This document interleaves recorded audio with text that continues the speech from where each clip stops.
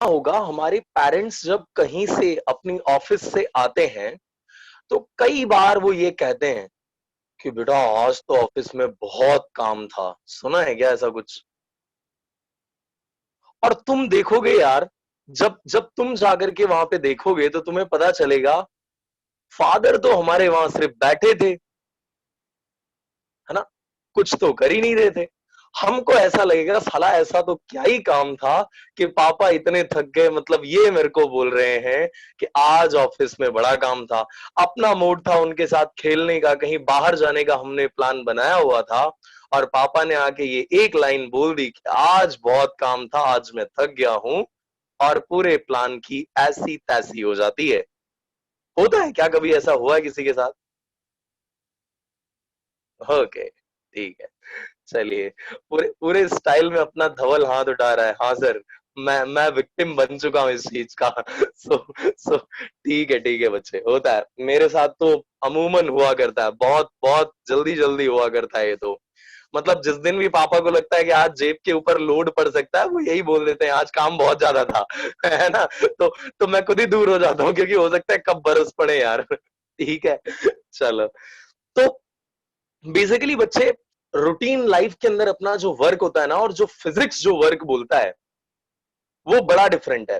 तुम अपने पापा को जिस दिन वो ये बोल रहे हो ना कि आज बड़ा काम था, उस दिन बोल देना पापा आपने कोई काम नहीं किया है, आपने एक भी काम किया नहीं है, बिल्कुल कोई काम नहीं किया है।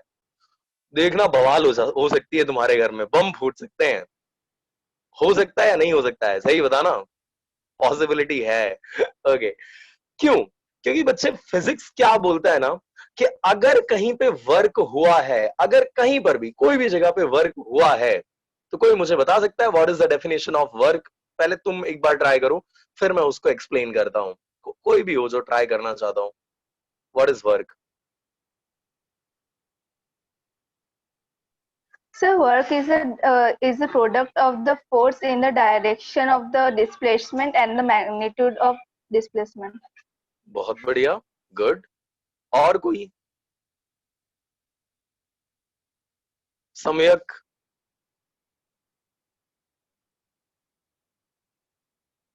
सर हेलो सेम सम्यक? ही। सेम ही? अरे ऐसा तू तू एक बार खुद ही बोल देना भाई। सर एक दूसरी सोचता हूँ तो। वाह, नहीं मत लेके आ जाना तो एकदम, कुछ कुछ एकदम ही अतरंगी सा नहीं ले आना भाई। है ना?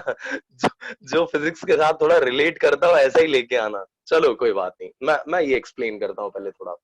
देखो, मान लो ये एक वॉल है, ठीक है? ये एक वॉल है, मान लो यार, दिख नहीं रही है लेकिन ऐसा एज्यूम कर लो ये एक वॉल है, ठीक है? और मैं हूं एक मनुष्य, एक ह्यूमन बीइंग, और मैं जाकर के इसके ऊपर मार रहा हूं धक्का, ठीक है? यानी मैं अप्लाई कर रहा हूं इसके ऊपर फोर्स। बोलो मैंने क्या किया है इसके ऊपर? फोर्स अप्लाई किया है। अब यार जरा लॉजिकली सोच के बताना, अगर दीवार एकदम मजबूत है तो क्या दीवार अपनी जगह से हटके यहां से यहां पहुंच जाएगी? No move sir. करेगी क्या ये वॉल? No, नहीं करेगी, वेरी गुड। और क्योंकि ये वॉल मूव नहीं कर रही है, तो हम ये बोलेंगे कि ये अपने प्लेस में डिस्टरबेंस नहीं आने दे रही है। जो इसका प्लेस था, उस प्लेस से ये डिस्टर्ब हो रही नहीं है। क्या एग्री करते हो इस बात से?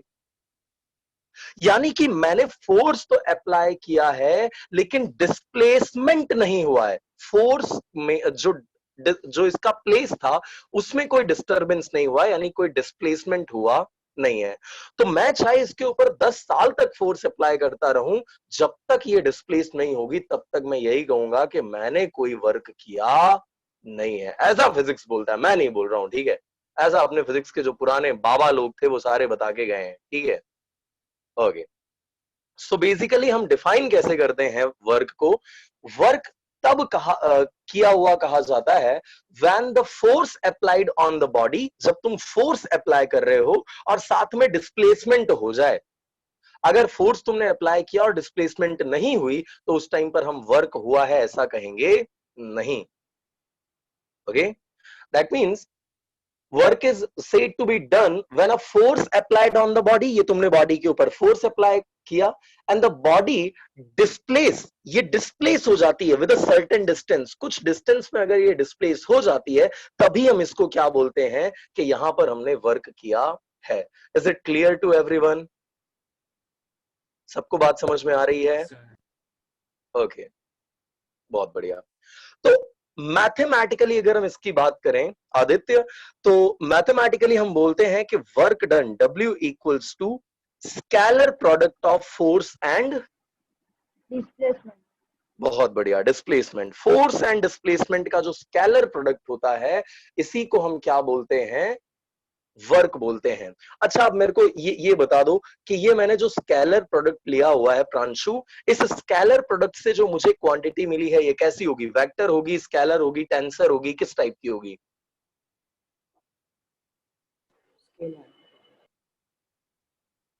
मुझे तुमने अनम्यूट तो किया बट मेरे को कोई आवाज नहीं आई यार।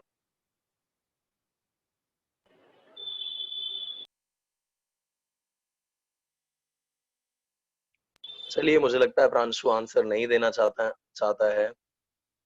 धवल से बात करते हैं। हाय धवल।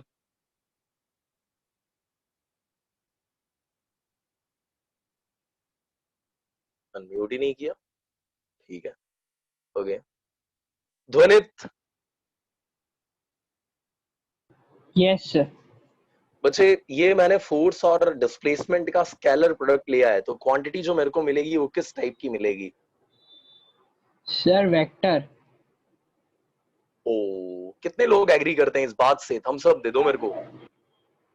कितने लोग इस बात से एग्री करते हैं? Please give me a thumbs up. यार तुम्हारा कोई भी एक है कुशल। कुशल है ना बच्चे? जब भी आप स्केलर प्रोडक्ट करते हो, दो क्वांटिटीज का स्केलर प्रोडक्ट या डॉट प्रोडक्ट करते हो, तो हमेशा आपको कैसी क्वांटिटी मिलती है?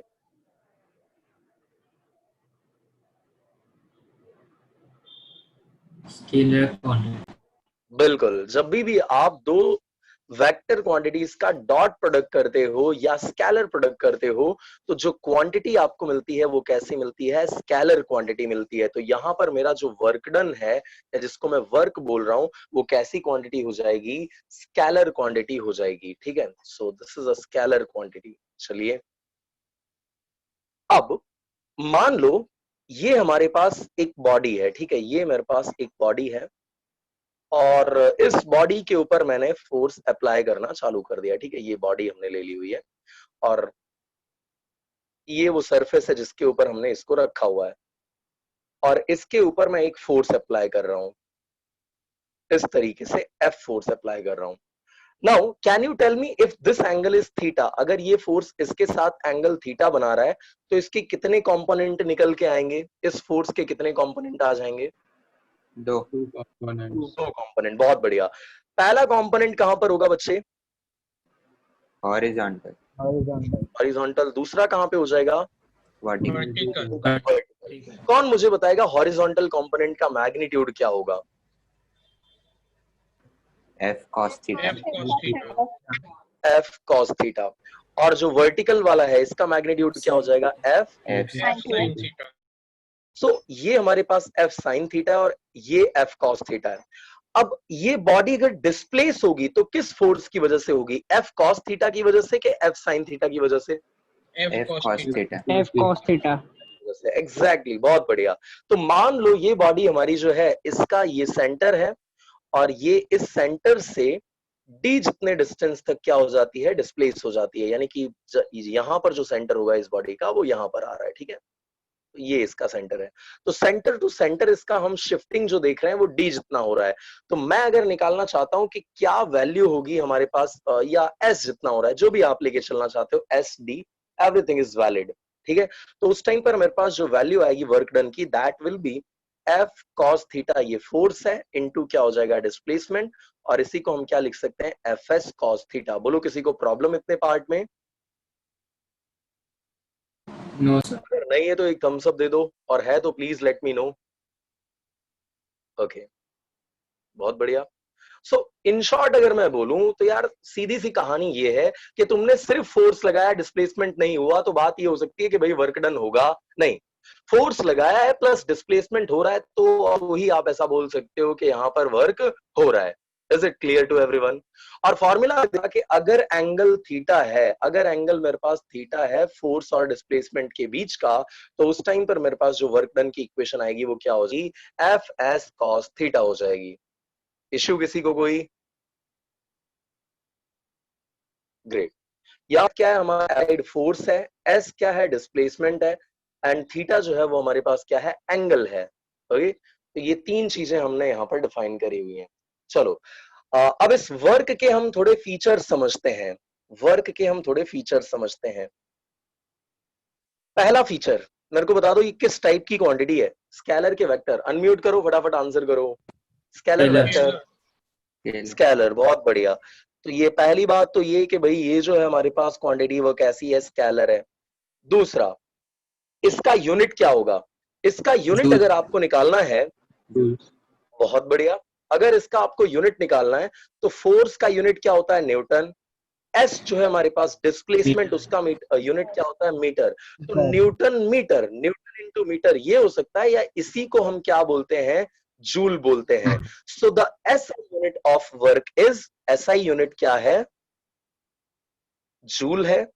सीजीएस कौन बताएगा? डाइन। ओ, तो न्यूटन का होता है ना यार वो तो। अर्ग। Hertz. अर्ग। न्यूटन का डायन होता है। अर्ग, अर्ग। बहुत बढ़िया। क्या होता है? अर्ग होता है। ओके, कन्वर्जन यार बता दो एक बार, एक joule equals to how many erg? 10⁻⁷. 10⁻⁷. 10⁻⁷। 10⁻⁷ है या 10⁻⁻⁷ है? 7। 10⁻⁷। Yes. So 1 joule equals to 10⁻⁷ erg या 10⁻⁷ अर्ग हो जाएगा। ठीक है, ओके। चलिए, डायमेंशनल फॉर्मूला की अगर हम बात करें तो न्यूटन के डायमेंशंस क्या होते हैं? ये एक मिनट सारे लोग नहीं बोलने लग जाना, एक ही मिनट। ये मैं पूछता हूं, तनय, हाय तनय, तनय Shah.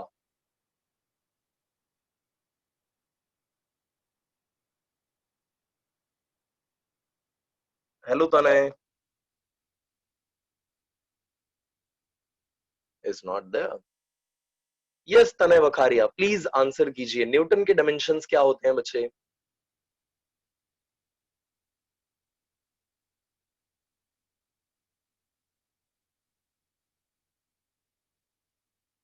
Taksha, sir MLT-2। Okay तनय, कोई बात नहीं। M1L1T-2 लिख सकते हैं क्या ऐसा? इसको अपन चल जाएगा ना? ओके। और मीटर के क्या होते हैं? L होते हैं, या L:1 होता है, ऐसा हमने लिख दिया। तो फाइनली अगर मैं इसके डायमेंशंस लिखूंगा तो this is going to be M1L2T-2।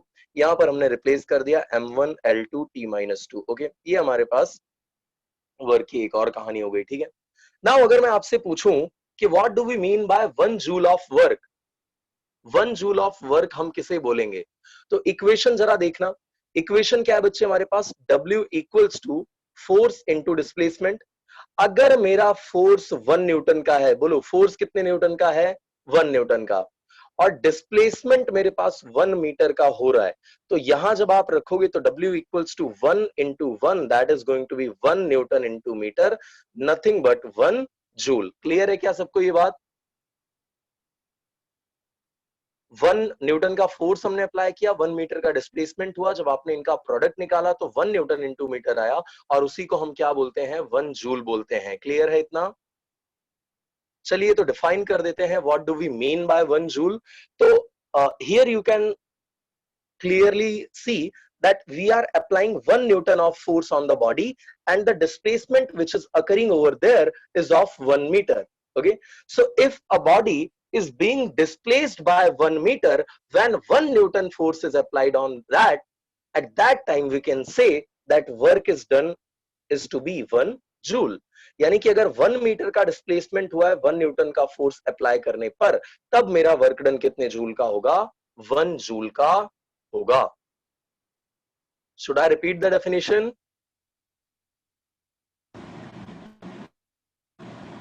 No, sir. Okay. So 1 joule work का मतलब है कि 1 न्यूटन का फोर्स लग रहा है, 1 मीटर का डिस्प्लेसमेंट हुआ है, तो जितना वर्क हमने किया है उसी वर्क को हम क्या बोलते हैं? 1 जूल बोलते हैं. ओके. ठीक है. Yes, sir. चलो, डॉट प्रोडक्ट कितने लोगों ने ये चीज कंप्लीट कर ली हुई है? डॉट प्रोडक्ट कितने लोगों को आता है? अभी हम ये एफ डॉट एस की बात तो कर रहे हैं, पर ये डॉट प्रोडक्ट कितने लोगों को एक्चुअली समझ में आता है? कितने लोगों ने कर लिया हुआ है इसको? Give me a thumbs up. मैं समझ जाऊंगा कि हाँ आपने ये पार्ट कंप्लीट किया हुआ है. Okay, अवीश, Harsh.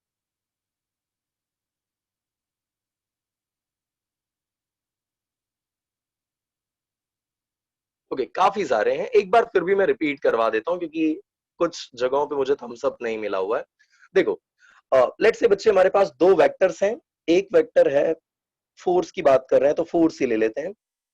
F X I cap plus F Y J cap plus F Z K cap. और डिस्प्लेसमेंट वेक्टर जो है हमारे पास, that is S equals to X I cap plus Y J cap plus Z K cap. अब अगर मैं इन दोनों का डॉट प्रोडक्ट निकालना चाहता हूं, एफ डॉट एस, तो इसके लिए आपने चैप्टर नंबर आई थिंक 4 के अंदर स्टडी किया हुआ था इन सब चीजों को. तो 4 के अंदर आपने देखा हुआ था कि आई कैप डॉट आई कैप कितना होता है? 1. 1. गुड. ऐसे ही आई कैप डॉट जे कैप क्या होता है बच्चे? 0. 0. और आई कैप डॉट के कैप क्या हो जाता है? 0. 0. 0. ओके, यानी कि अगर आपने आई कैप लिया हुआ है तो उसका आंसर 1 तभी आएगा जब उसका डॉट प्रोडक्ट आप आई कैप के साथ कर रहे हो. जे कैप का जे कैप के साथ ही डॉट प्रोडक्ट 1 आएगा. तो देखो, यहां जब आप इनका डॉट प्रोडक्ट लेते हो तो this looks like this. F X I cap, F Y J cap, F Z K cap, ये हमारे पास फोर्स के कंपोनेंट है. डॉट प्रोडक्ट हम ले रहे हैं X I cap plus Y J cap plus Z K cap का. तो ध्यान से देखना अब यहां पे F X I cap into X I cap, तो ये हो जाएगा एफ एक्स इंटू एक्स, या इसको हम लिख सकते हैं x times F X. I cap dot I cap कितना हो जाएगा? 1 हो जाएगा. अब जब इस फैक्टर का तुम इसके साथ मल्टीप्लाई करोगे तो आंसर में I cap dot J cap आएगा, which is going to be 0. That means लिखने की जरूरत नहीं है. सिमिलरली इसका जब आप के कैप वाले फैक्टर के साथ मल्टीप्लाई करोगे तो अगेन आंसर कितना हो जाएगा? 0 हो जाएगा. सो आई कैप वाले को बेसिकली हमें आई कैप वाले के साथ मल्टीप्लाई करना है, जे कैप वाले को जे कैप के साथ और के कैप वाले को के कैप के साथ. चलिए, सो बोल दो फटाफट क्या आएगा? X F x plus y f Y y. F y plus zf z. Z F Z. Z F Z. बहुत बढ़िया. ये एफ एक्स क्या है? फोर्स का एक्स डायरेक्शन वाला कंपोनेंट. एफ वाई क्या है? फोर्स का वाई डायरेक्शन वाला कंपोनेंट. और एफ जेड क्या है? फोर्स का जेड डायरेक्शन वाला कंपोनेंट. एक्स क्या है? डिस्प्लेसमेंट का एक्स डायरेक्शन वाला कंपोनेंट. वाई क्या है? डिस्प्लेसमेंट का वाई डायरेक्शन का कंपोनेंट. और जेड क्या है? डिस्प्लेसमेंट का जेड डायरेक्शन वाला कंपोनेंट. डाउट को इतने पार्ट में किसी को? ग्रेट. अब चलिए स्पेशल केसेस समझते हैं. पहला स्पेशल केस जिसमें मैं बॉडी के ऊपर फोर्स लगा रहा हूं ऐसे, ठीक है, बॉडी के ऊपर जो मैं फोर्स अप्लाई कर रहा हूं वो इस तरीके से कर रहा हूं और बॉडी डिस्प्लेस भी इसी डायरेक्शन में हो रही है, ये इसी तरफ को जा भी रही है. तो मेरे को बताओ मेरे फोर्स की डायरेक्शन कैसी है बच्चे? इस तरफ को है क्या? ऐसे, है ना. और डिस्प्लेसमेंट भी ऐसे हो गया, फोर्स ऐसे जा रहा है, डिस्प्लेसमेंट भी ऐसे जा रहा है. तो इन दोनों के बीच का एंगल कितना होगा? What is the angle between force and displacement? 0 0 degree. degree. बहुत बढ़िया, 0 डिग्री. गुड. तो अगर हम वर्क को की डेफिनेशन को याद करें तो that was F S cos theta, ये था. अगर मैं थीटा की जगह पे बच्चे 0 डिग्री लिख दूं तो उस टाइम पर क्या हो जाएगा? F S cos 0 which is going to be F into S. Cos 0 कितना हो जाएगा? 1 हो जाएगा. ठीक है.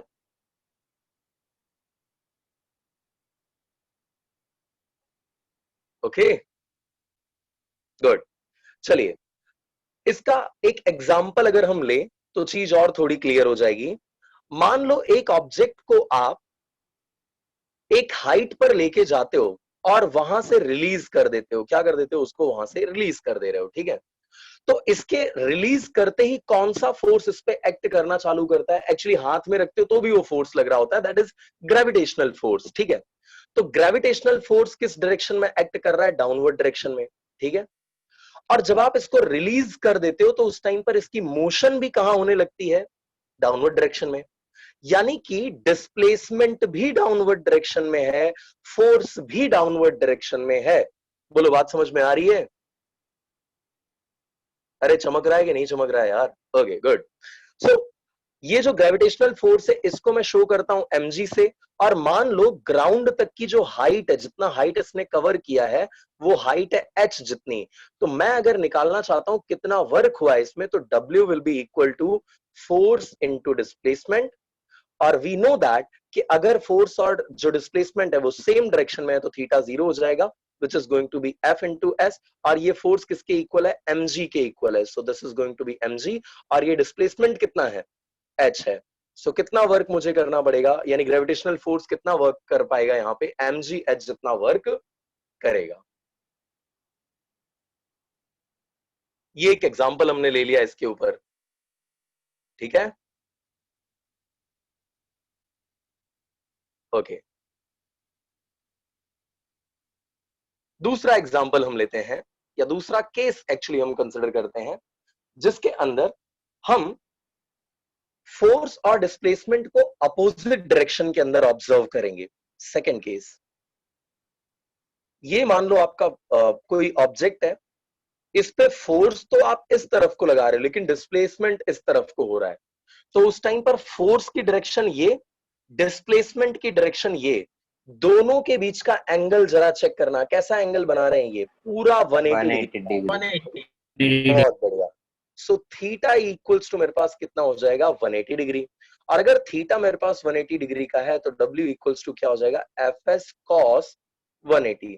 कौन मुझे बताएगा cos 180 की वैल्यू क्या होती है? -1। -1। So this is going to be FS into -1, और फाइनल आंसर आपका हो जाएगा F इंटू S, लेकिन किसमें? माइनस में। क्लियर है? ओके, बहुत बढ़िया। अब देखो इसी केस को उल्टा सोचो, मैंने किसी ऑब्जेक्ट को जमीन से ऊपर की तरफ फेंक दिया, ठीक है, तो भी ग्रेविटेशनल फोर्स कहां लग रहा होगा? नीचे की तरफ एक्ट कर रहा होगा। Fg इक्वल्स टू जो mg है वो तो नीचे की तरफ एक्ट कर रहा होगा, ठीक है। और ये बॉडी ऊपर जाएगी कुछ h हाइट तक, ऐसा एज्यूम कर लो कि h हाइट तक वो जा रही है। तो उस टाइम पर ग्रेविटेशनल फोर्स और डिस्प्लेसमेंट के बीच का एंगल कितना है? देखो ग्रेविटेशनल फोर्स हमारा ऐसे नीचे की तरफ आ रहा है इस तरीके से, और जो डिस्प्लेसमेंट है वो ऊपर की तरफ हो रहा है, तो एंगल दोनों के बीच में कितना हो रहा है? 180 डिग्री का। यानी कि ये सेम यही कंडीशन हो जाएगी। तो फोर्स हमारे पास है mg, डिस्प्लेसमेंट है h, तो इक्वेशन हमारा क्या हो जाएगा? -mgh। ठीक है, ओके गुड। थर्ड केस में आप लोग मेरे को कोई एक एग्जांपल दो कि जिसमें एंगल जो अपने पास है वो 90 डिग्री का हो जाता हो, थीटा जो है मेरे पास वो 90 डिग्री का हो जाता हो, जिससे मुझे W यानी वर्क डन 0 मिलता हो।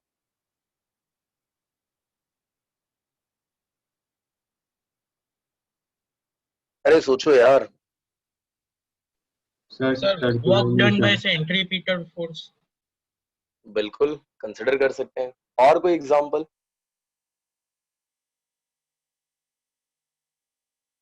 यानी इसको जनरलाइज करके अगर मैं बोलना चाहूं बच्चे, तो मैं क्या बोल सकता हूं?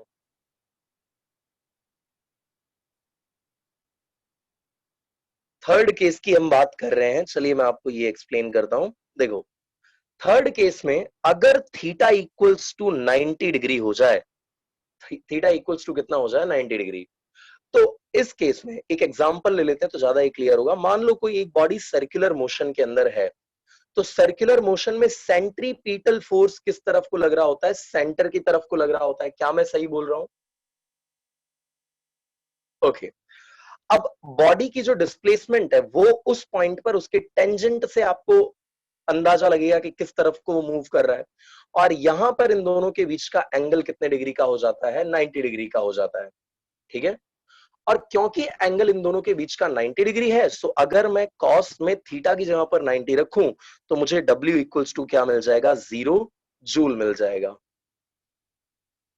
है कि नहीं है। ये तभी पॉसिबल है जब फोर्स और डिस्प्लेसमेंट दोनों क्या हो, या तो परपेंडिकुलर हो। पहली कंडीशन ये है कि या तो थीटा इक्वल्स टू क्या हो जाए, 90 डिग्री हो जाए, एक कंडीशन हो गई। दूसरा क्या हो सकता है, फोर्स जीरो हो, जो तुमने फोर्स अप्लाई किया है वो एक्चुअली हो ही ना, 0 न्यूटन का हो। या तीसरी कंडीशन ये है कि फोर्स तो अप्लाई हो रहा है बट डिस्प्लेसमेंट जिसको आप एस से इंडिकेट कर रहे हो वो कितना हो जाए, 0 हो जाए, है ना। तो ये तीन केसेस के अंदर आपका वर्क डन आपको कैसा मिलेगा, 0 मिलेगा। तो अगर मुझे इसका एग्जांपल देना है तो work done bye centripetal force. Centripetal force, अगर कोई बॉडी यूनिफॉर्म सर्कुलर मोशन में है और सेंट्रीपिटल फोर्स की वजह से मुझे वर्क निकालना है तो वो हमेशा कितना होगा, 0। क्यों, क्योंकि इन दोनों के बीच का एंगल कितना बन रहा होता है उस टाइम पे, 90 डिग्री का। आ रही बात समझ में भाई, रखे होंगे। एक फोर्स का नाम होता है कंजर्वेटिव फोर्स, सुना है क्या, this force is conservative in nature. और दूसरा होता है हमारे पास नॉन कंजर्वेटिव फोर्स। दो टाइप के फोर्स बेसिकली हमने देखे हुए, एक कंजर्वेटिव और एक नॉन कंजर्वेटिव। किसी को याद है क्या डेफिनेशन कंजर्वेटिव फोर्स की? Yes, sir. Yes, sir. It is not बताइए path dependent. क्या। Conservative force is not path dependent. यहीं पर लोग गलती कर जाते हैं बच्चे। देख, एक तेरी मिस्टेक मैंने पकड़ ली, मैं तेरे को बताता हूं, देखना।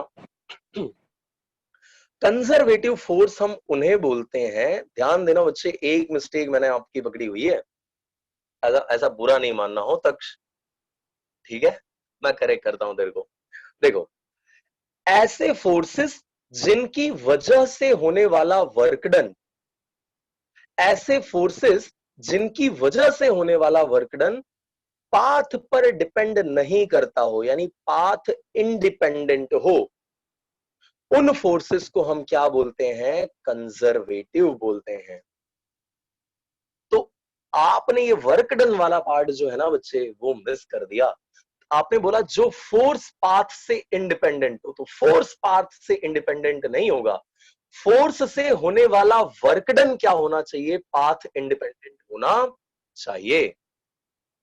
Okay, so if the work done by the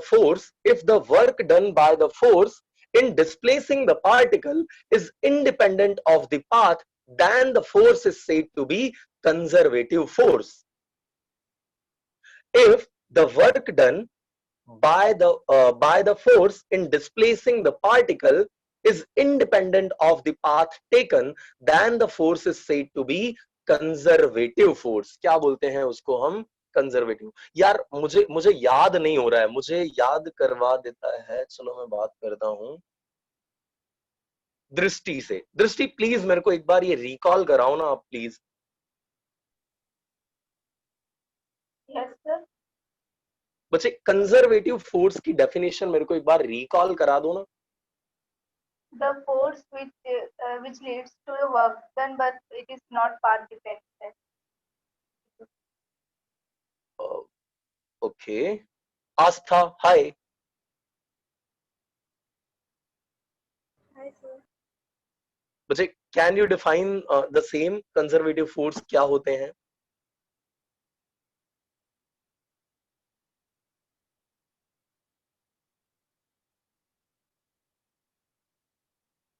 Force in Earth, which is path independent, so the displacement can be in. Okay, ठीक है, चलो एक बार मैं फिर से ये डिफाइन कर देता हूं एंड देन हम ये चीज रिपीट करवाएंगे किसके साथ, संतृप्त के साथ, है ना संतृप्त? yes sir. ओके ओके, ठीक है, चलो। सो एक बार मैं आपको रिपीट करके बताता हूं। if the work done by the force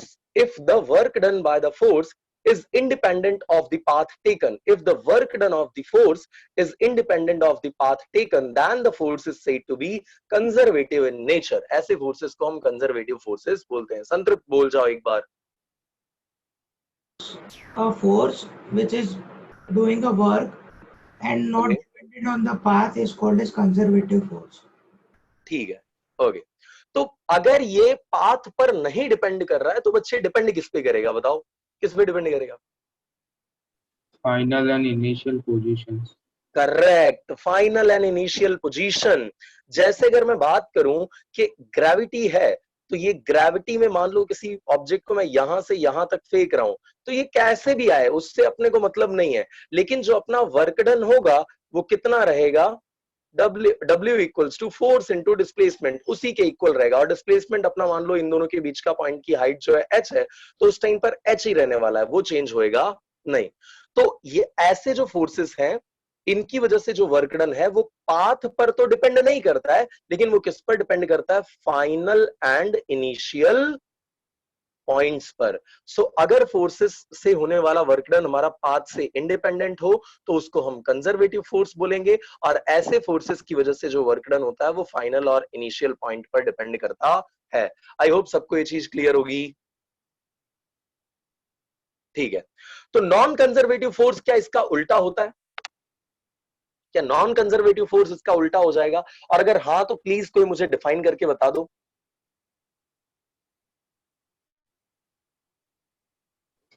Sir, if the work done by a force is dependent on the path as well as the initial and final position.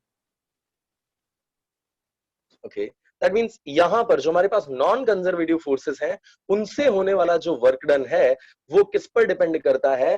Path पर डिपेंड करता है. कौन सा रास्ता तुम सिलेक्ट कर रहे हो? जैसे फॉर एग्जांपल पॉइंट ए हमारा यहां पर है, पॉइंट बी हमारा यहां पर है, इसको जाने का ये एक रास्ता है अपने पास, ये दूसरा रास्ता है. गूगल मैप्स देखा होगा तुमने, इस तरीके का डायग्राम कुछ दिखाता है तुमको, इतने रास्ते बताता है कि इंसान कंफ्यूज हो जाता है. वो बेचारा सोचने लगता है कि बे तू रास्ता बता रहा है कि कंफ्यूज करने का काम कर रहा है. होता है कि नहीं होता है? ओके. सो यहां पर मेरे पास तीन रास्ते हैं पॉइंट ए से पॉइंट बी तक जाने में. तो इसका मतलब ये हुआ कि अगर मैं जो वर्क कर रहा हूं वो पाथ पर डिपेंड करने लग गया तब जो मेरा फोर्स है वो कैसा होगा? Non conservative. कैसा फोर्स होगा? नॉन कंजर्वेटिव होगा. और अगर वर्क डन पाथ पर नहीं डिपेंड कर रहा है, पाथ से इंडिपेंडेंट है, तो उसको हम क्या बोलेंगे? कंजर्वेटिव फोर्स बोलेंगे. ठीक है. कौन कौन से फोर्स इसके अंदर आते हैं? तो फ्रिक्शन वाला एक फोर्स आप जानते हो, फ्रिक्शनल फोर्स. इससे जितने भी वर्क होते हैं ये डिपेंड करता है पाथ के ऊपर.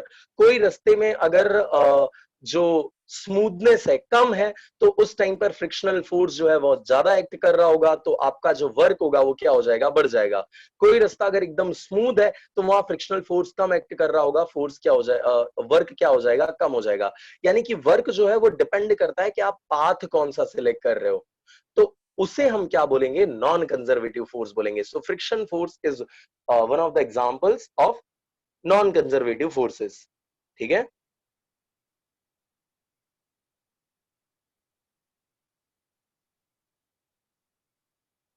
Is it clear to everyone?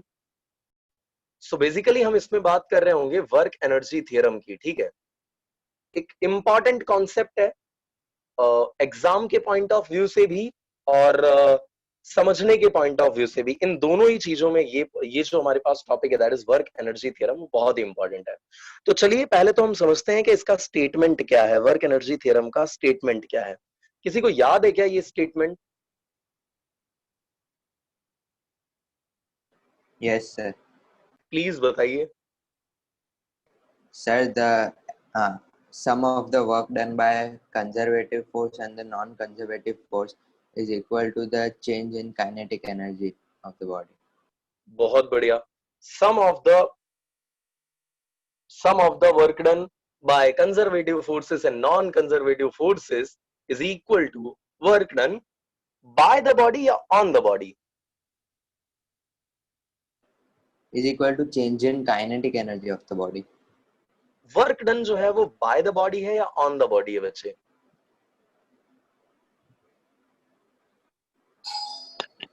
on the body. Yes exactly, ये एक वर्ड मुझे सुनना था, चलो कोई बात नहीं. So let's define it. तो अगर आपको ये पीछे वाला पार्ट थोड़ा बहुत याद हो तो हमने इसमें देखा हुआ था यहां पर कि पीछे की तरफ इसमें एक फ्रिक्शनल फोर्स लग रहा है और यहां हमने एक फोर्स अप्लाई किया हुआ है. तो दो फोर्स एक्ट कर रहे थे.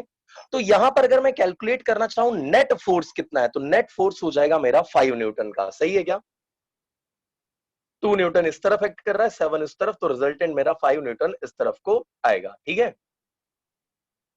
अब ये 5 न्यूटन के फोर्स ने जितना वर्क डन किया है, यानी नेट फोर्स ने जो वर्क डन किया है, वो चेंज इन काइनेटिक एनर्जी के इक्वल होता है.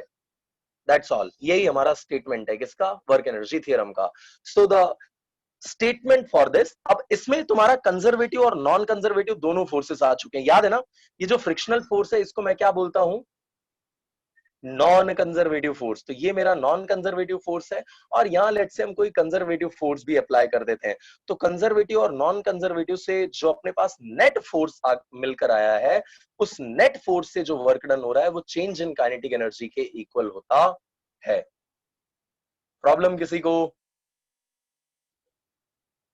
नहीं है? चलिए तो जरा इसको हम लिख देते हैं. पहले तो स्टेटमेंट क्या है? Work energy theorem. स्टेटमेंट ये है, work done bye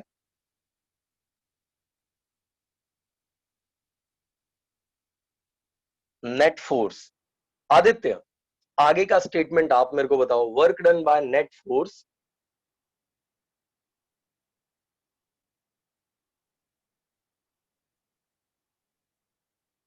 Aditya, I am waiting for your answer. अगर आप इसको लॉजिकली भी सोचो तो लॉजिकल भी लगता है. रीजन क्या है कि अगर आपको किसी बॉडी के ऊपर वर्क करना है तो फोर्स तो अप्लाई करना पड़ेगा, है कि नहीं है? और फोर्स अप्लाई करोगे तो वहां एक्सेलरेशन आएगा. Yes Sir, can you repeat the theory? ये स्टेटमेंट बच्चे. Yes, sir. Sir, मैं निकल गया था, पता नहीं. ओके ओके ठीक है. Work done by the net force on a body is equals to change in kinetic energy of the body. This statement is known as work energy theorem. चलो एक बार और मैं इसको रिपीट करवा देता हूं. ध्वनित से बात कर लेते हैं. ध्वनित. Sir, work done by the net force on a body is equal to the change in kinetic energy of the body. Great. तो इस स्टेटमेंट को विधान हम क्या बोलते हैं बच्चे?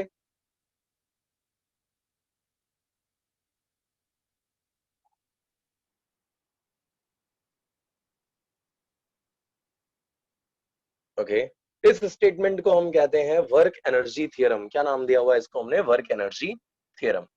ओके थोड़ा लॉजिकल भी है ये. क्यों? तो देखो, अगर मान लो बच्चे मेरे पास एक ऑब्जेक्ट है, इसके ऊपर मैं कोई फोर्स अप्लाई कर रहा हूं, तो जहां फोर्स है वहां एक चीज और आएगी. बोलो क्या आएगा?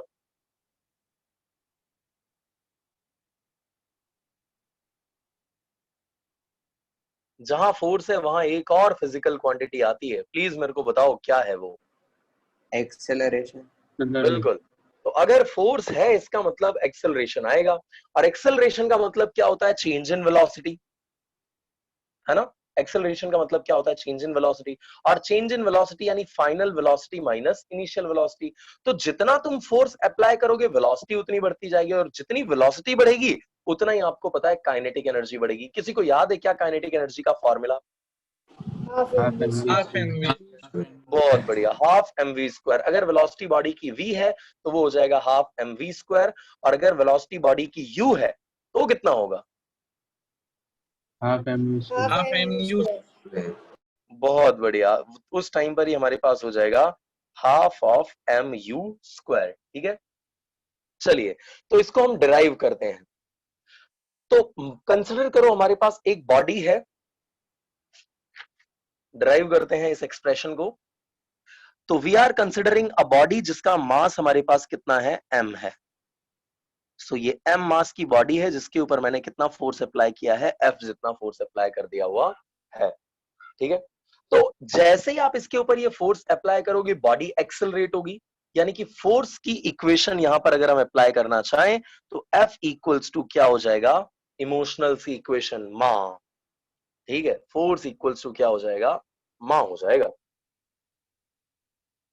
चलिए अब ये हमारे पास फोर्स है and this is mass into acceleration. मेरे को बताओ अगर इस फोर्स की वजह से बॉडी हमारी एस जितने डिस्प्लेसमेंट को पाती, यानी इसका डिस्प्लेसमेंट एस जितना हो जाता है, तो उस टाइम पर वर्क डन मैं कितना लिखूंगा? F dot S. S. W equals to मेरे पास हो जाएगा F डॉट एस। क्या वेक्टर F और वेक्टर S दोनों सेम डायरेक्शन में है? Yes. Yes. sir. Yes, sir. कितना देंगे फिर थीटा बच्चे? 0. 0 degree. 0 डिग्री का, बहुत बढ़िया। संतृप्त अब मेरे को बताएगा कि ये जो F डॉट एस में करूंगा उसकी फाइनल वैल्यू क्या बनेगी?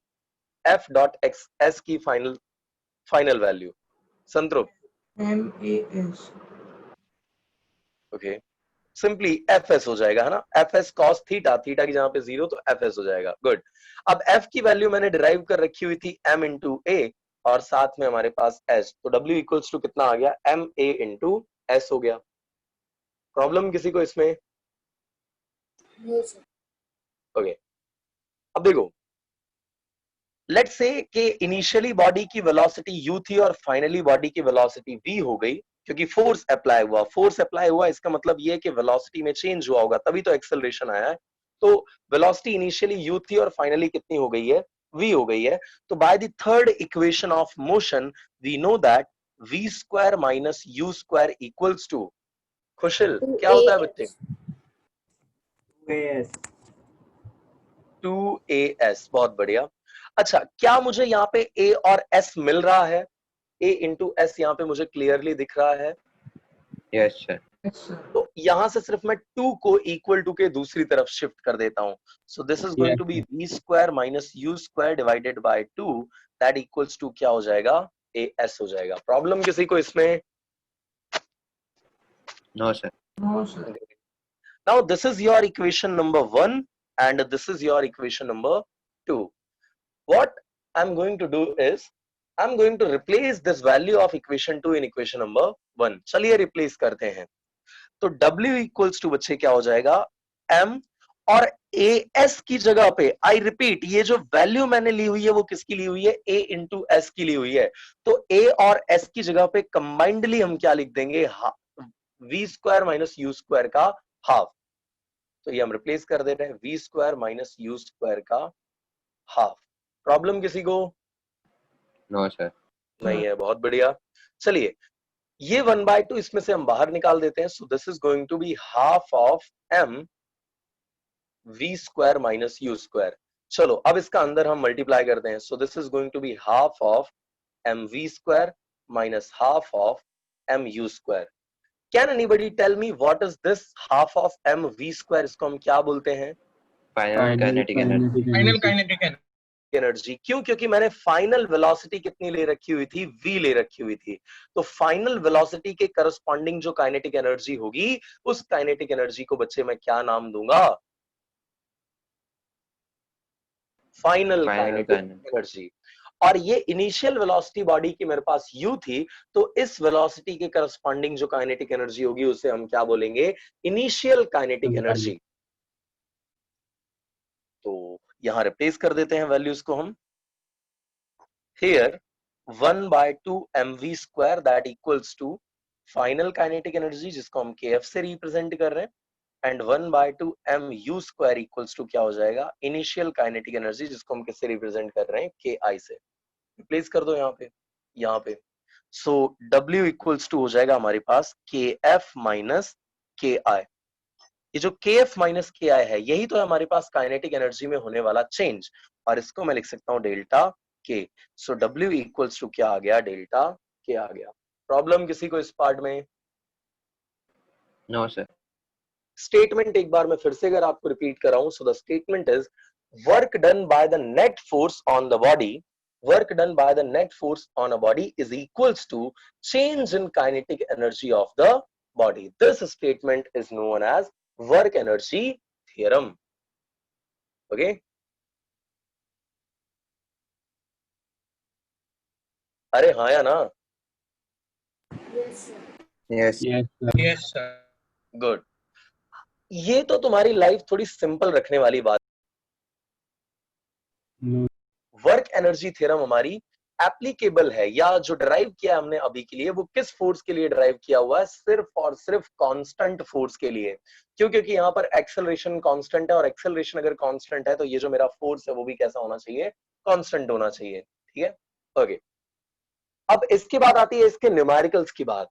तो किसी को पता है इसके न्यूमेरिकल कहाँ मिलेंगे?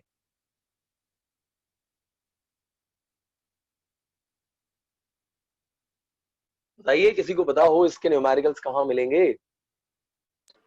Google Classroom. बिल्कुल, गूगल क्लासरूम में उसका वीडियो, होमवर्क शीट के न्यूमेरिकल्स का वीडियो जो है अपलोडेड है, तो आप उसे वहां पर जाकर के देख सकते हो, और जो भी डाउट आए नेक्स्ट क्लास के अंदर आप उसे पूछ लेना। ठीक है, तो यहाँ पर हमारा 6.1 का जो थियरी पार्ट होता है वो खत्म होता है। न्यूमेरिकल ऑलरेडी आपके गूगल क्लासरूम में अपलोडेड है, जाइए वीडियो देखिए, जो भी कोई दिक्कत आए मुझे बताइए, हम उसको सॉर्ट आउट कर लेंगे। ठीक है, so let's move towards the next session, that is 6.2।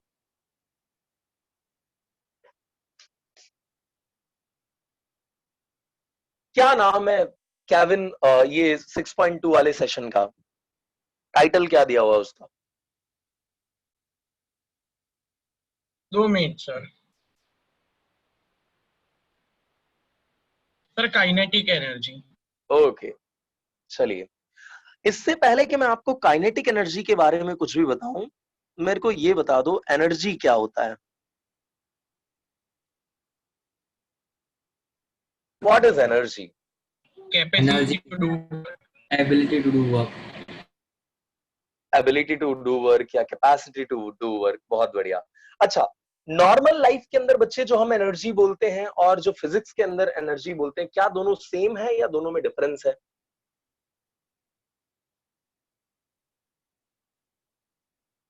Work के केस में मैंने आपको ये चीज एक्सप्लेन करी थी कि रूटीन लाइफ के अंदर हम जिस चीज को वर्क बोलते हैं, फिजिक्स की लैंग्वेज में शायद वो वर्क ना भी हो। ठीक है, क्योंकि फिजिक्स स्पेसिफिकली वर्क तभी मानता है जब आप बॉडी को डिस्प्लेस करवा पाते हो फोर्स अप्लाई करके। ऐसे ही एनर्जी जो है, हम बोलते हैं ना कि अब मेरी बॉडी में एनर्जी रही नहीं है, तो वो एनर्जी और ये जो हमारे पास फिजिक्स की एनर्जी है, इन दोनों में एक छोटा सा डिफरेंस है। वहां पर जिस एनर्जी की बात कर रहे होते हैं वो हमारे ताकत के साथ रिलेट कर रहा होता है कि यार कि अब मेरे अंदर हिम्मत नहीं रह गई है कि मैं कुछ कर पाऊं, एनर्जी मेरी खत्म हो चुकी है। और यहाँ एनर्जी कुछ कुछ हद तक उसी से रिलेट करती है, बट टोटली आप वही नहीं बोल सकते हो। यहाँ पर एनर्जी बोलती है कि तुम कितना वर्क कर सकते हो, तुम्हारे वर्क करने की कैपेसिटी क्या है। अगर तुम्हारे वर्क करने की कैपेसिटी ज्यादा है तो तुम्हारी एनर्जी कैसी होगी? ज्यादा होगी। अगर तुम्हारे वर्क करने की कैपेसिटी कम है तो एनर्जी तुम्हारी क्या हो जाएगी? कम हो जाएगी। आ रही बात समझ में? So the ability or the capacity to do work is known as energy. कोई भी बॉडी कितना वर्क करने के लिए कैपेबल है या कितना एबल है वो वर्क को कंप्लीट करने के लिए, कर सकने के लिए कितना एबल है वो, उसी को हम उसकी क्या बोलते हैं? एनर्जी बोलते हैं। मतलब इस एनर्जी का रिलेशन सीधा सीधा कहीं ना कहीं किसके साथ है? वर्क के साथ है। सही बात है क्या? तो जो यूनिट हमारे पास वर्क का होगा वही यूनिट किसका होना चाहिए? बोलो। एनर्जी। एनर्जी का भी हमारे पास वही यूनिट होना चाहिए। सो अगर मैं एनर्जी को पिक्चर के सेंटर में ले लूं, एनर्जी मेरी ये है, तो एनर्जी का यूनिट क्या हो जाएगा? बोलो। जूल। जूल। जूल हो जाएगा। ये तो हमारा एसआई यूनिट है। अगर मैं तुमसे पूछूं सीजीएस यूनिट, तो वो क्या हो जाएगा? अर्ग। अर्ग। अर्ग। कन्वर्जन आपको याद ही होगा, 1 जूल इक्वल्स टू 10⁻7 अर्ग। बहुत बढ़िया। दूसरा, वर्क जैसे हमारी किस टाइप की क्वांटिटी थी? स्केलर के वेक्टर? स्केलर। Scalar. ये भी हमारे पास कैसी क्वांटिटी है? स्केलर क्वांटिटी है। ठीक है, चलो डायमेंशनल फॉर्मूला बता दो इसका। वर्क के डायमेंशंस क्या थे? ml2t-2। बहुत बढ़िया। ml2t-2 ये हमारे पास वर्क के डायमेंशन थे। सेम डायमेंशंस किसके होते हैं? एनर्जी के होते हैं। ठीक है, अब इस चैप्टर का जो मतलब ये सेशन में जो हमें एक्चुअली पढ़ना है जिसका नाम है काइनेटिक एनर्जी, वो हम समझते हैं क्या है, ठीक है। तो again I would like to repeat, what do we mean by energy? Energy is the ability to do work. आप कितना काम कर सकते हो वही आपकी क्या बताता है, एनर्जी बताता है। लेकिन जब मैं बात कर रहा हूं काइनेटिक एनर्जी की, किसकी बात कर रहा हूं?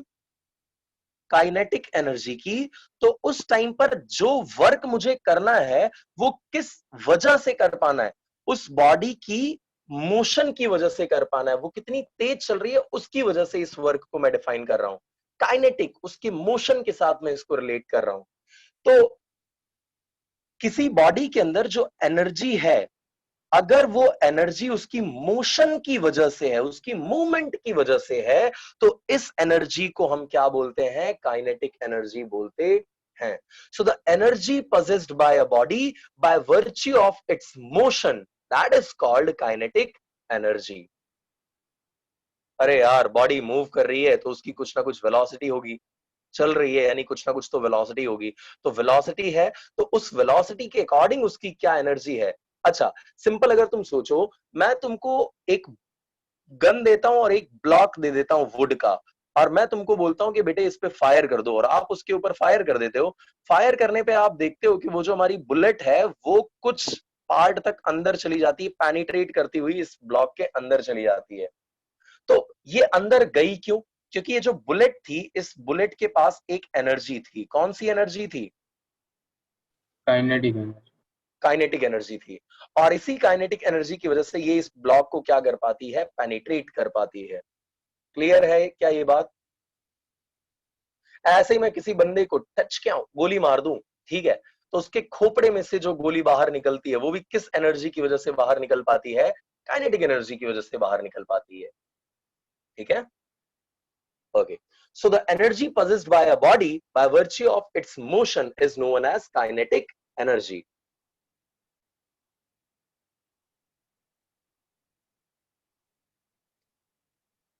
Done. So इसकी इक्वेशन क्या होती है हमारे पास? Who is going to tell me? Kinetic energy पीछे तो हमने देखा हुआ था, kinetic energy K equals to, बता दो। Half M mv V square. Half M we square. बहुत बढ़िया, हाफ एम वी स्क्वायर। चलिए अब देखो, हाफ को मैं ऐसा ही रख रहा हूं, और ये जो एम वी स्क्वायर है इसको ब्रेक कर रहा हूं M V into M V के फॉर्म में। देखो, M V mass into velocity into velocity, V into V क्या हो जाएगा? अगेन मेरा वी स्क्वायर हो जाएगा। प्रॉब्लम किसी को? नहीं है, गुड। सो ये जो तुम्हारे पास टर्म है मास इंटू वेलोसिटी, इसे हम एक और फिजिकल क्वांटिटी के नाम से जानते हैं। This is a new physical quantity. Momentum. Momentum. कौन सा वाला मोमेंटम? एंगुलर? कौन सा वाला? Linear. Linear momentum. एग्जैक्टली, बहुत बढ़िया। इसको हम लीनियर मोमेंटम बोलते हैं। और लीनियर मोमेंटम को हम किससे रिप्रेजेंट करते हैं? पी से रिप्रेजेंट करते हैं। तो अगर आप यहाँ पे देखोगे तो this is going to be half of, ये हो जाएगा P इंटू वी। सही है क्या? ओके, तो ये एक इक्वेशन अपने पास बन गई। अच्छा, अगर मैं इसी इक्वेशन में K equals to half of m we square में m से मल्टीप्लाई कर दूं और m से डिवाइड कर दूं, तो सीन क्या बनेगा? Half of m into m, that is going to be m square, and v square तो ऑलरेडी था, डिवाइडेड बाय m। क्या ये काइनेटिक एनर्जी की इक्वेशन होगी? यस। ओके, अब देखो, ये जो m स्क्वायर v स्क्वायर है, m स्क्वायर v स्क्वायर जो तुमको दिया हुआ है, ये क्या p का स्क्वायर है? क्योंकि p इक्वल्स टू तो क्या होता है? mv होता है। बिल्कुल, Yes, sir. बहुत बढ़िया, बहुत बढ़िया। सो ये हो गया half of p square by m।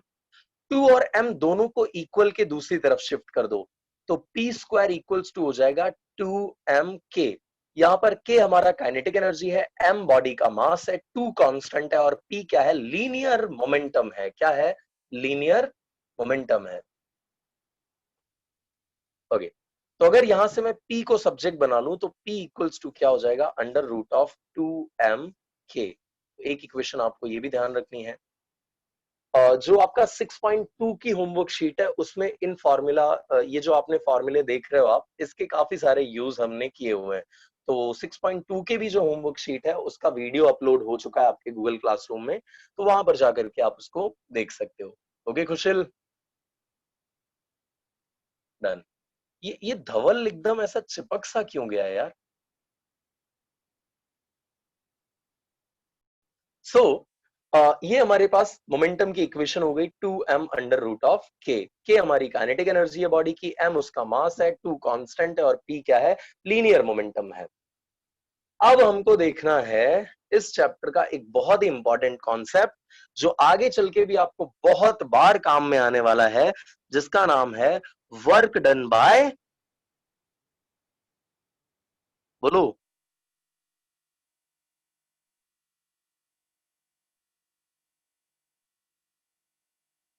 अरे यार बताओ, वर्क डन बाय किस टाइप का फोर्स? कौन से फोर्स का work Gravity. Done? Yes, constant force का जो हमारे पास वर्क डन था वो हमने देख लिया हुआ है। Now we are going to look at the work done by variable force. अब मेरा फोर्स क्या कर रहा होगा? टाइम के साथ चेंज हो रहा होगा, बदल रहा होगा, और तब मेरे को वर्क डन कितना है वो कैलकुलेट करके बताना है। तो चलिए इसका मैं एक एग्जांपल लेता हूं। मान लो ये मैंने फोर्स वर्सेस डिस्प्लेसमेंट का एक ग्राफ बना रहा हूं, ठीक है? ये मेरे पास फोर्स है जो वेरिएबल है, यानी एक्स के साथ ये बदल रहा है, इसीलिए मैंने यहां पर एफ ऑफ एक्स लिखा हुआ है। प्लीज इस चीज को अच्छे से समझ लेना। ये एफ ऑफ एक्स का मतलब है कि जैसे जैसे एक्स बदलता जाएगा वैसे वैसे मेरा फोर्स क्या होता जाएगा? बदलता जाएगा। और क्योंकि मेरा फोर्स बदल रहा है इसीलिए मैं इस फोर्स को क्या बोलूंगा अविश? Yes sir. क्या बोलेंगे बच्चे इस फोर्स को?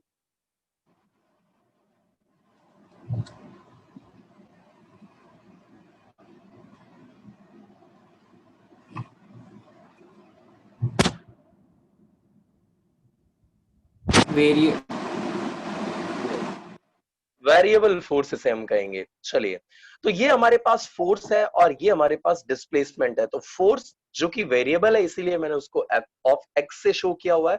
F is the function of x, यानी कि जैसे एक्स बदलता जाएगा फोर्स भी हमारा क्या होता जाएगा? बदलता जाएगा, इसीलिए उसे हमने वेरिएबल फोर्स कहा हुआ है। और ये एक्स के रिस्पेक्ट में, इन दोनों के रिस्पेक्ट में हमें ग्राफ ड्रॉ करना है। चलिए, तो कुछ इस तरीके का, लेट से ऐसा अपने पास कुछ ग्राफ है।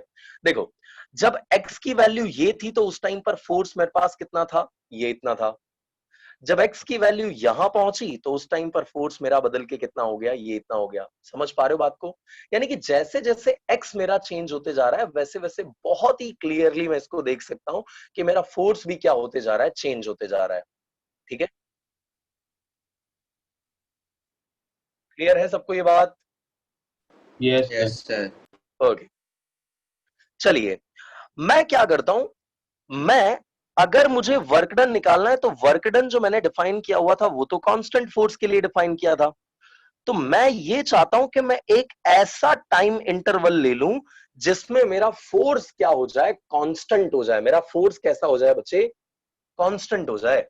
तो देखो, ये वाले पार्ट को जरा ध्यान से देखना, इतने पार्ट को, ये वाले पार्ट को अगर आप ध्यान से देखोगे तो एक्स यहां से यहां थोड़ी शिफ्टिंग तो हुई है, लेकिन फोर्स हमारा ऑलमोस्ट कैसा है? कांस्टेंट है। समझ पा रहे हो बात को? Yes sir. Okay, let's say कि ये जो हमारे पास फोर्स है इसकी वैल्यू है एफ ऑफ एक्स जितनी, ऐसा मैं ज्यूम कर ले रहे हैं कि ये फोर्स कितना है? एफ ऑफ एक्स जितना है, जो इसका मैग्नीट्यूड अपने पास है वो एफ ऑफ एक्स जितना है। और ये जो डिस्प्लेसमेंट है, क्योंकि ये बहुत ही छोटा सा डिस्प्लेसमेंट है, ध्यान से देखो आप इसको, ये दोनों पॉइंट्स बहुत नजदीक है एक दूसरे के, तो इस बहुत ही छोटे डिस्प्लेसमेंट को मैं शो कर रहा हूं लेट्स से डेल्टा एक्स से। प्रॉब्लम किसी को इतने पार्ट में? यार मेरा फोर्स यहाँ का था एफ ऑफ एक्स, मैंने ऐसा एज्यूम किया, और ये इतना पार्ट जो मेरे पास है बहुत ही छोटा सा डिस्प्लेसमेंट जो है उसको मैं डेल्टा एक्स लेके चल रहा हूँ। किसी को दिक्कत इतने में? No sir. Give me a thumbs up सभी लोग अगर ये चीज क्लियर है तो। चलिए, सो इतने पार्ट में अगर मुझे वर्क डन निकालना है तो कौन मुझे बताएगा वर्क मैं कैसे निकालूंगा? ये इतने पार्ट में मुझे वर्क डन मैंने कितना किया है वो मेरे को बता दो कितना होगा। फोर्स मेरे पास Area F of under x the है, curve. Sorry Sir, area under the curve. Fx into delta x. Yes. Okay, force मेरे पास था एफ ऑफ एक्स और जो डिस्प्लेसमेंट था वो डेल्टा एक्स था, तो मैंने ये लिख दिया फोर्स इंटू डिस्प्लेसमेंट, फोर्स मेरा एफ एक्स, डिस्प्लेसमेंट मेरा delta X, so work done equals to हो गया force into displacement F X into delta X. Problem किसी को इतने पार्ट में? No sir. डन। तो ये कंडीशन अपने पास आई, लेकिन अगर आप ध्यान से देखो तो ये जो एफ एक्स है ये इतने पार्ट की हाइट तुमको मिल रही है, यानी कि ये इसका लेंथ समझ सकते हो आप इसको, ये है एफ एक्स इसकी लेंथ, और ये जो डेल्टा एक्स है ये इसकी ब्रेथ है, और ये जो शेप दिख रहा है मेरे को वो शेप कैसा दिख रहा है, कौन से जियोमेट्रिक शेप के साथ आप इसको कंपेयर कर सकते हो? Square, Rectangle. Rectangle. रेक्टेंगल के साथ, बिल्कुल। और बच्चे रेक्टेंगल का एरिया क्या होता है? Length into breadth. तो यहां पर लेंथ एफ एक्स जितनी है, ब्रेथ कितनी है? डेल्टा एक्स जितनी है।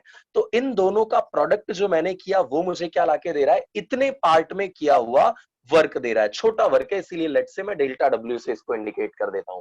प्रॉब्लम किसी को इतने पार्ट में? No. Good.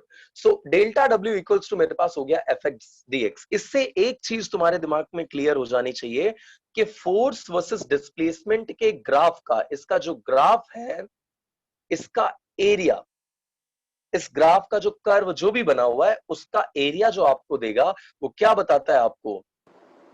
Work done. Work done बताता है। आई होप ये सबको समझ में आ गया होगा। अरे यार, लेंथ मेरी एफ एक्स थी, डिस्प्लेसमेंट मेरा डेल्टा एक्स था, दोनों को मैंने प्रोडक्ट में ले लिया तो ये मेरे को क्या मिल गया? डेल्टा डब्ल्यू मिल गया, सिंपल। और अगर मैं इसको एक रेक्टेंगल के साथ कंपेयर करूं तो उस रेक्टेंगल का एरिया भी क्या हो जाएगा? फोर्स इंटू डिस्प्लेसमेंट हो जाएगा, विच मीन्स ये हमारे पास आ जाएगा एफ एक्स वर्सेस एक्स का, यानी कि फोर्स वर्सेस डिस्प्लेसमेंट के जो ग्राफ का एरिया है वो हमें क्या बताता फिरेगा? कितना वर्क अपन ने किया हुआ है वो अपने को बताएगा। प्रॉब्लम किसी को नहीं है? No, ठीक, sir. No sir. Good. Okay, ये तो हमारे पास बहुत ही स्मॉल वर्क डन था। अगर मैं पूरा वर्क डन निकालना चाहूं तो पूरा वर्क डन निकालने के लिए W इक्वल्स टू, मुझे ऐसे छोटे छोटे पार्ट्स में जो मैंने वर्क किया हुआ है उसका क्या करना पड़ेगा? सिग्मा करना पड़ेगा, जोड़ करना पड़ेगा। So that will be sigma of X I to X F. ये हमारा इनिशियल है, यहां पर लेट्स से ये हमारा इनिशियल पॉइंट है जिसको हम एक्स आई बोल रहे हैं, और ये हमारा फाइनल पॉइंट है जो डिस्प्लेसमेंट की हम बात कर रहे हैं वो एक्स एफ है। तो एक्स इनिशियल से एक्स फाइनल तक में मुझे एफ एक्स और डी एक्स का जो मल्टीप्लीकेशन है उसका जोड़ करना पड़ेगा, उसका एडिशन करना पड़ेगा। जैसे इस पार्ट के लिए मैंने ऐड कर लिया, इसके लिए ऐड कर लिया, इसके लिए ऐड कर लिया, सब पार्ट्स के लिए अगर मैंने टोटल निकाल लिया तो मेरे को क्या मिल जाएगा? नेट वर्क डन मिल जाएगा। आ रही है बात समझ में? Yes, sir. Yes sir. Great. चलिए, सो यहां पर हमारे पास ये वैल्यू मिल गई। नाउ अगर डेल्टा एक्स की वैल्यू बहुत छोटी हो, ये जो है डेल्टा एक्स अपना ये बहुत छोटा हो, ऑलमोस्ट जीरो के इक्वल हो, तो उस टाइम पे इसको हम इंटीग्रल फॉर्म में लिख सकते हैं। किस फॉर्म में लिख सकते हैं? Yes, sir. Yes sir. Yes, integral form में। सो W इक्वल्स टू हो जाएगा integration of x initial to x final f of x, delta x की जहां पर क्या हो dx. जाएगा? dx हो जाएगा। सो ये आपका फाइनल क्या है? इक्वेशन है। वेरिएबल फोर्सेस के लिए जो वर्क डन होता है that is F X into D X के equal, integration of F X D X के इक्वल होता है। किसके लिए? वेरिएबल फोर्सेस के लिए वर्क डन।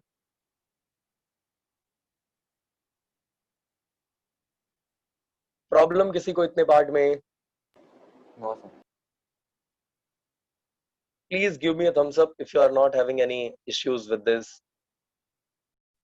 So, इसी के ऊपर से अब हम चलते हैं वर्क एनर्जी थ्योरम डिराइव करने के लिए। लेकिन अब जिस फोर्स की मैं बात करूंगा वो फोर्स कौन सा होगा? कांस्टेंट नहीं होगा, वेरिएबल फोर्स होगा। ठीक है, चलिए। सो वी नो दैट कि अगर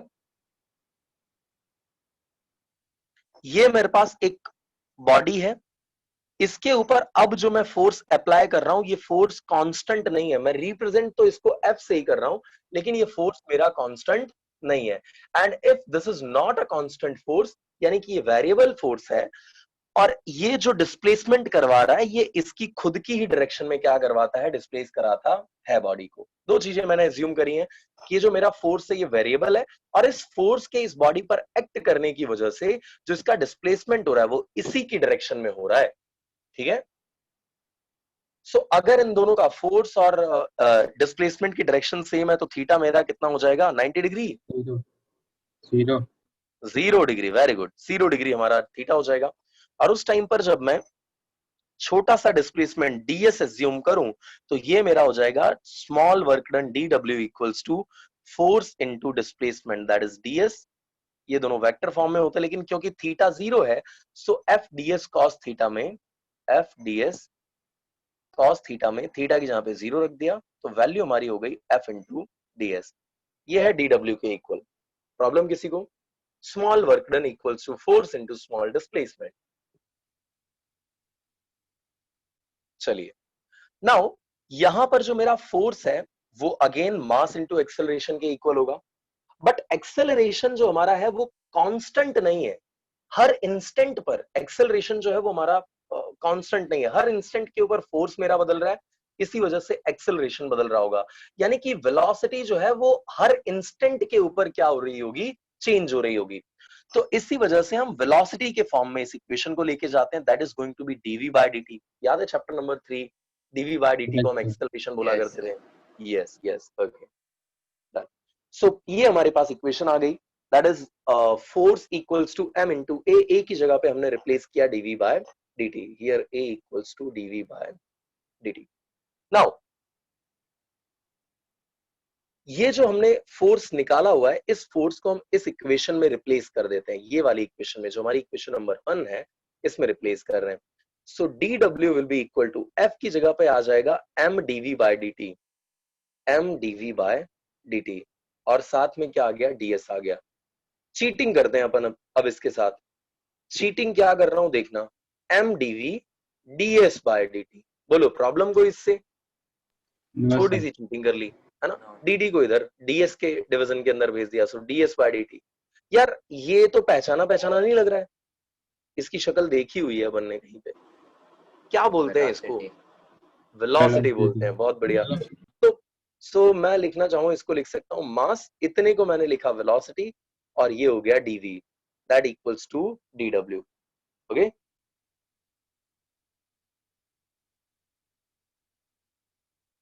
now let's say total work complete करने के अंदर जो मेरी वेलोसिटी थी वो u से v चेंज हो गई है, यानी इनिशियल वेलोसिटी u थी एंड फाइनल v थी, इतना चेंज उसमें हुआ है।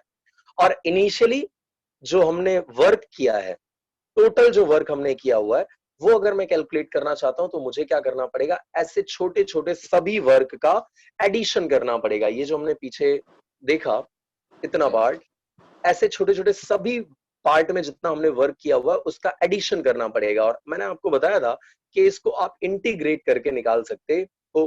दैट मीन्स मुझे वो जो छोटा सा वर्क मैंने किया था dw उसका क्या करना पड़ेगा, integration. Integration. Very good. So integration of dw कितना है, mv dv, mv dv। कहां से कहां तक, क्या लिमिट होगी हमारी, u to v। Very good. चलिए, क्या मास बॉडी का कांस्टेंट होता है? Yes, sir. बिल्कुल बिल्कुल। सो w इक्वल्स टू इंटीग्रेशन से हम कांस्टेंट हम को बाहर निकाल लेंगे, m constant, integration of v dv from u to v। अच्छा, ये v को हम कांस्टेंट क्यों नहीं बोल रहे हैं, क्योंकि फोर्स तुम्हारा वेरिएबल है और फोर्स वेरिएबल है तो एक्सेलरेशन बदल रहा होगा, यानी कि उसकी वेलोसिटी लगातार क्या हो रही होगी, फ्लक्चुएट हो रही होगी, चेंज हो रही होगी, इसीलिए v हमारा कांस्टेंट नहीं है। चलिए अब इंटीग्रेट करके बता दो यार मेरे को, ये खत्म करो इसका झमेला। v square by 2। बहुत बढ़िया। कहां से कहां तक, u से, चलो पहले कौन सी लिमिट रखी जाती है, upper limit. Upper limit. upper limit. तो this is going to be v square by 2 minus करके लोअर लिमिट। तो ये हमने अपर लिमिट और लोअर लिमिट को रिप्लेस कर दिया। अब m का अंदर मल्टीप्लाई कर दो, so this is going to be half of m v square minus half of m u square. अभी जो हाफ ऑफ mv स्क्वायर है इसी को तो हमने क्या बोला हुआ है, final kinetic final energy, kinetic energy, और हाफ ऑफ mu स्क्वायर को हमने क्या बोला हुआ है, Initial kinetic. Initial kinetic energy. Exactly उसको हमने इनिशियल काइनेटिक एनर्जी बोला हुआ है। तो इन दोनों का जब आप डिफरेंस लोगे तो ये डिफरेंस आपको क्या बताएगा, change in changing kinetic kinetic energy. तो दोनों ही मेथड से यानी कि कांस्टेंट फोर्स के लिए और वेरिएबल फोर्स के लिए वर्क डन कितना होता है ये भी हमने कैलकुलेट कर लिया है। ठीक है, Yes. ओके, बहुत बढ़िया। सो अभी तक के पार्ट में अगर किसी को कोई प्रॉब्लम है